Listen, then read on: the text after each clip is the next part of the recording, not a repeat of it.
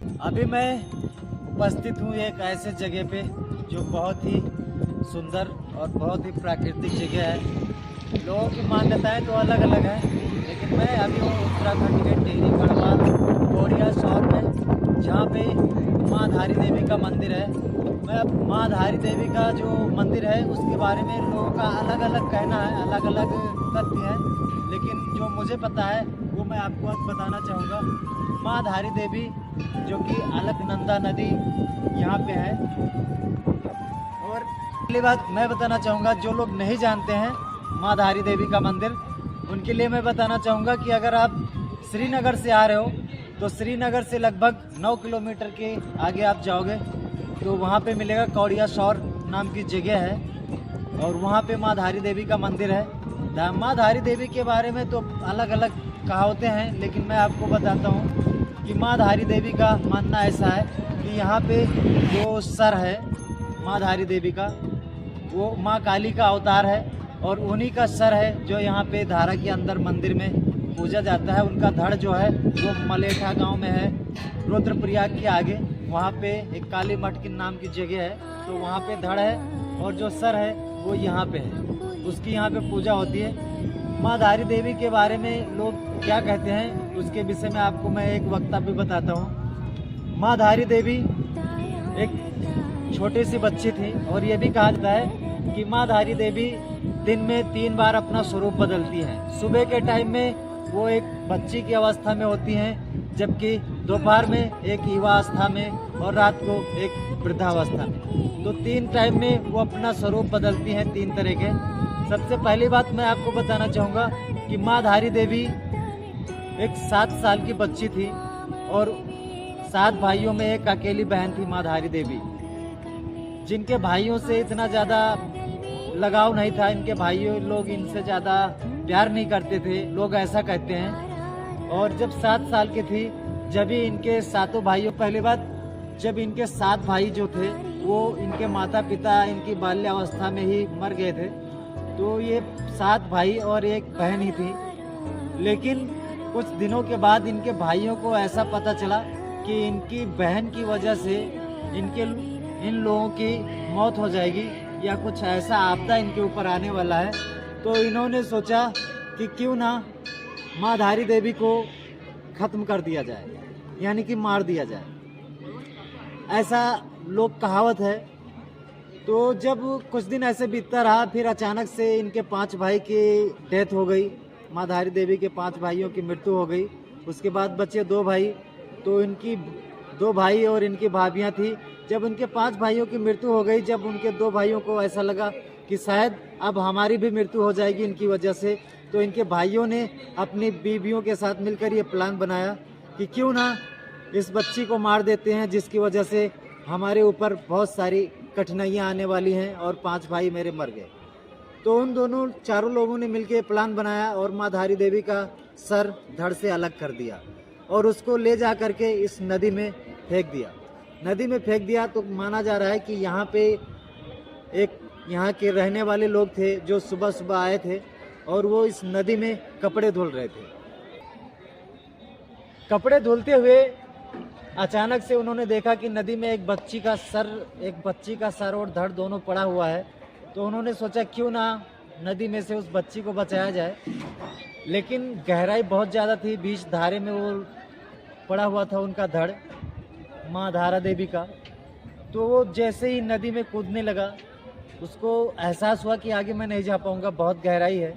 तो वहीं से उसको एक आवाज़ आई माँ धारी देवी की कि आप आते रहो हमको बचाने के लिए, और उसके बाद जितने भी पैर आप रखोगे उतनी सीढ़ियाँ आपकी बनती चली जाएगी, ऐसा कहा जाता है, ऐसी मान्यताएं हैं। फिर उस इंसान ने जा कर के माँ धारी देवी को जब बचाया, जब उसने देखा तो उसे अजीब सा लगा, लेकिन उसके बावजूद भी उसने हिम्मत दिखाई, और वो जा कर के जब सर को पकड़ा तो सर और धड़ दोनों अलग हो गए थे। तो वो डर सा गया, लेकिन फिर माता जी ने उसे आवाज़ दिया कि आप लेके चलो मेरा सर, मैं एक देवतुल्य हूँ, मेरा सर किसी सिले पर रख दो, पत्थर पे, और आपको मुँह मांगा वर मिलेगा। यह हमारी धारा देवी माँ की तरफ से ये उसको आश्वासन दिया गया कि आप डरो मत। लोग ऐसा भी कहते हैं जब उस पत्थर पे माता जी का सर रखा गया, और लोगों का कहावत ऐसा भी है कि ये जो मंदिर है माँ धारी देवी का, ये द्वापर युग से ही है, लेकिन जब उस सर को यहाँ पे रखा गया जब से वो पूजनीय हो गई माता जी। और ये भी कहा जाता है कि 2013-14 के दौरान जब यहाँ पे डैम बन रहा था, तो उस टाइम यहाँ की सरकार ने मंदिर को बीच धारा से इधर थोड़ा 100 मीटर 200 मीटर साइड में करने की कोशिश की थी, जब जाके हमारे केदारनाथ में और उत्तराखंड में बहुत बड़ा तबाही हुआ था। ऐसा माना जाता है कि धारी माँ हमारे चारों धाम के रक्षक हैं, इसलिए अगर आप भी 4 धाम की यात्रा करते हो तो 4 धाम की यात्रा करने के साथ साथ आपको माँ धारी देवी का भी दर्शन करना चाहिए।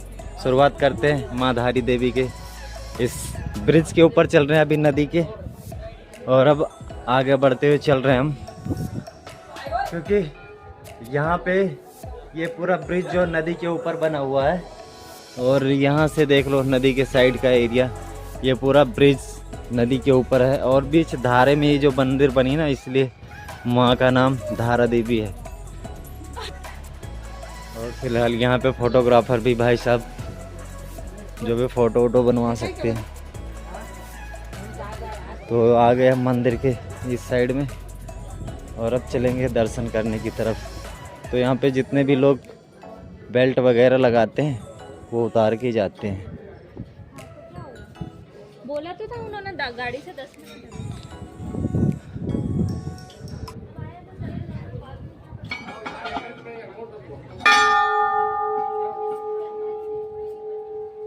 तो चलें अब, चलो माता जी के दर्शन करने। अब ये पता नहीं है कि अंदर कौन अलाउड है कि नहीं अलाउड है, फिलहाल एक बार कंफर्म करेंगे ताकि आगे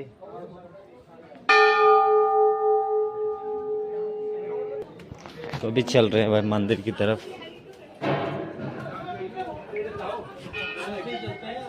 चलो स्लो में दिखाइए, अरे स्लो में दिखाना तो आ जाओ, दिखा देना भाई।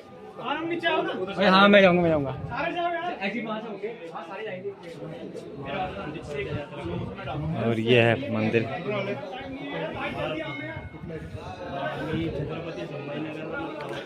ये है माता जी के अंदर, फोटो लेना मना है फिलहाल। इतना तक ही दर्शन मैं आपको करा सकता हूँ।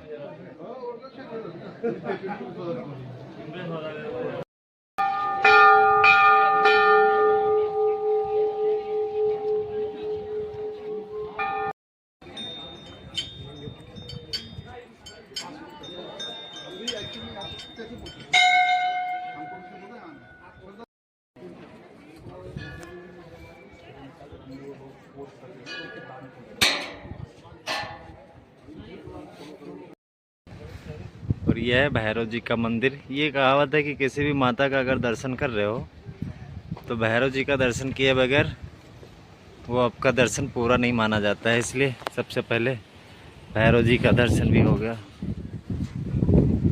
और अब चल रहे हैं नीचे की तरफ।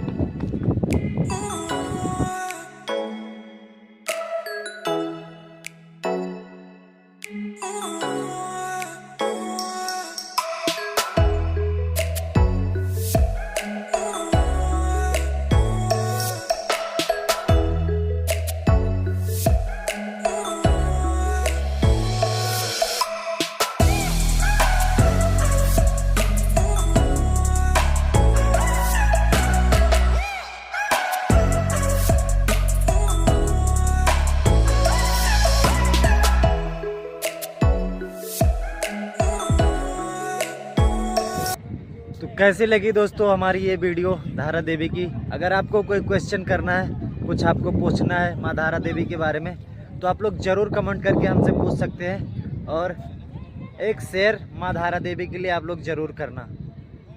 तो अभी मैं यहाँ से निकल रहा हूँ माँ धारा देवी के दर्शन करके भोलेनाथ की तरफ चल रहा हूँ, केदारनाथ की तरफ। और अभी यहाँ से लगभग 110 किलोमीटर है केदारनाथ, और देखते हैं कितना टाइम लगेगा।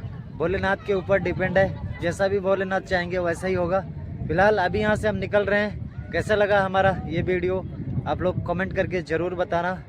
हर हर महादेव, जय धारी माँ।